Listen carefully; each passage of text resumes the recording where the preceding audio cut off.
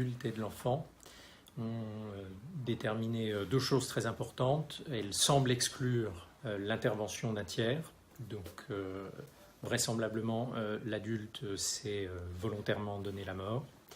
Et le deuxième élément important, c'est que le nourrisson est décédé postérieurement à l'adulte, sans doute plusieurs jours après, donc d'un défaut de soins et d'un défaut d'hydratation.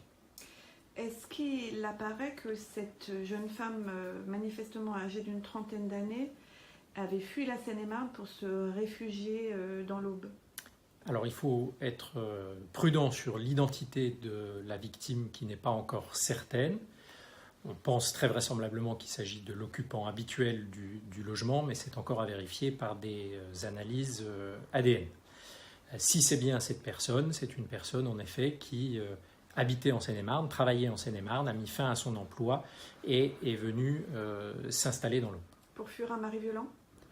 Ça, nous ne le savons pas. Il y a eu un dépôt de plainte en Seine-et-Marne, plainte qui n'a pas abouti. Il y a eu quelques mains courantes pour ce type de fait, mais on ne peut pas dresser aujourd'hui le tableau d'une femme apeurée, régulièrement battue. En tout cas, les procédures pénales ne le permettent pas. L'enfant était bien une petite fille âgée de 5 mois? C'est ça. Est-ce qu'on va vers une extinction de l'action publique? Oui, en l'absence d'intervention d'un tiers, il est très vraisemblable que l'adulte se soit donné la mort et que l'enfant soit décédé d'un défaut de soins, donc il n'y a personne à poursuivre pénalement.